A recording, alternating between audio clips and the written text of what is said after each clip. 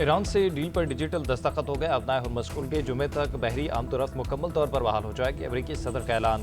फ्रांसीसी सदर मैक्रोन से मुलाकात के बाद गुफ्तगू में कहा कि माहदे पर दस्तखत के लिए जेडी वैंस स्विट्जरलैंड जाएंगे। ईरान से ताल्लुकात अच्छे होने की उम्मीद है। अहम बात यह है कि तेल की कीमतें नीचे आईं और स्टॉक मार्केट्स ऊपर जाएं।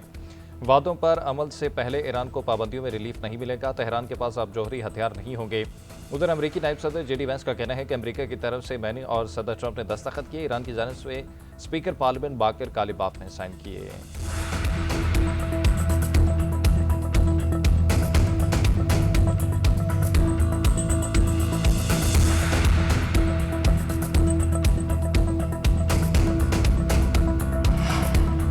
जुमे को जेनेवा में दोनों मुज़ाकराती टीमों के सरबराहान मिलेंगे। मुफाहमती यादाश्त पर दस्तखत के बाद मुज़ाकरात का पहला दौर शुरू होगा। ईरानी वज़ीर ख़ारजा अब्बास अराग़ची की गुफ्तगू। कहा, बातचीत और माहदे पर अमल दरामद को यकीनी बनाने पर जोर देंगे। सदर मसूद पज़ेश्कियान ने माहदे की कामयाबी का सेहरा टीम वर्क को दे दिया। बोले, कई माह की मुज़ाकराती काविशें रंग ले आई। मुफाहमती यादाश्त ईरान के रोशन मुस्तकबिल की ज़मानत बन सकती है। बाकर कालिबाफ, अब्बास अराग़ची और पार्लिमानी अरकान ने इस अमल को कामयाब बनाने में अपना किरदार अदा किया।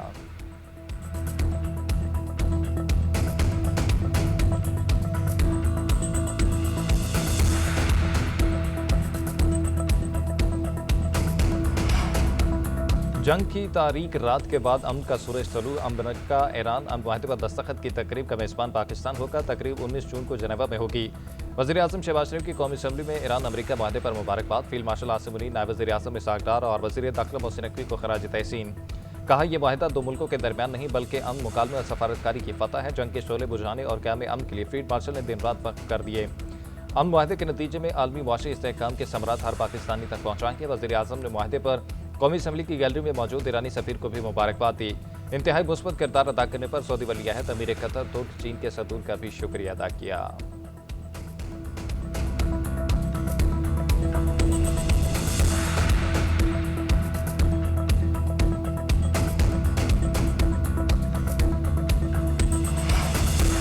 अमेरिका और ईरान में मुफाहमती यादाश्त पर दस्तखत के मैकेनिज्म को आज या कल फाइनल किया जाएगा, फिर उसका ऐलान होगा। MOU पर दस्तखत जुमे को जेनेवा में होंगे। माहदे का मतलब ये नहीं कि हम अमेरिकी मुजालिम को भूल जाएंगे। माहदे पर दस्तखत से पहले ईरानी हुकाम पड़ोसी ममालिक के दौरा करेंगे। लिबनान में जारहियत का खात्मा भी मुफाहमती यादाश्त का हिस्सा है। ईरानी वज़ारत ख़ारजा के तर्जुमान इस्माइल बकाई की न्यूज़ कॉन्फ्रेंस।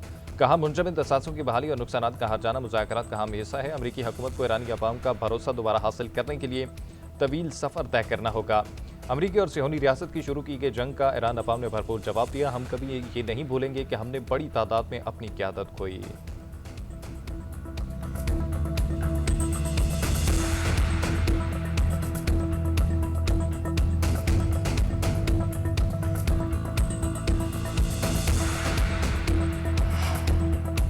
आंदा 1.5 माह के लिए शरह सूद 11.5% पर बरकरार। स्टेट बैंक ने मॉनिटरी पॉलिसी का ऐलान कर दिया। फैसला तमाम इशारों को मद्देनजर रखते हुए किया गया।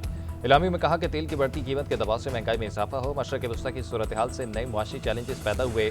पाकिस्तान में मई में माहाना महंगाई की शरह 11.7% रही। अप्रैल में करंट अकाउंट का सारा 32 करोड़ 40 लाख डॉलर रहा।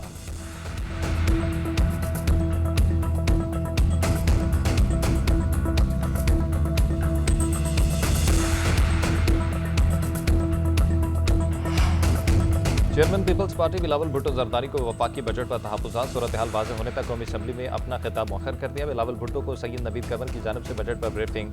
बताया कि पीपल्स पार्टी से जो बजट शेयर किया गया था, जो कौमी असम्बली में पेश किया गया, उसमें फ़र्क है। पीपल्स पार्टी की टीम हुकूमत से जल्द राब्ता करके वज़ाहत तलब करेगी।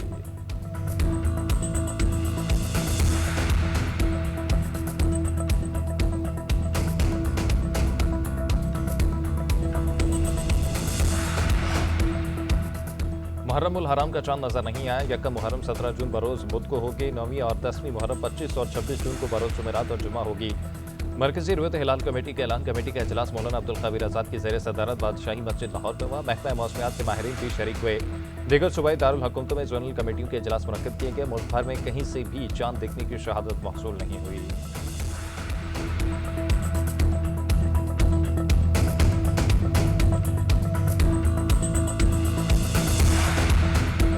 अमेरिकी एयरफोर्स का B-52 तैयारा कैलिफोर्निया में गिरकर तबाह। खबर एजेंसी के मुताबिक तैयारा एडवर्ड एयरफील्ड से उड़ान भरते ही क्रैश कर गया।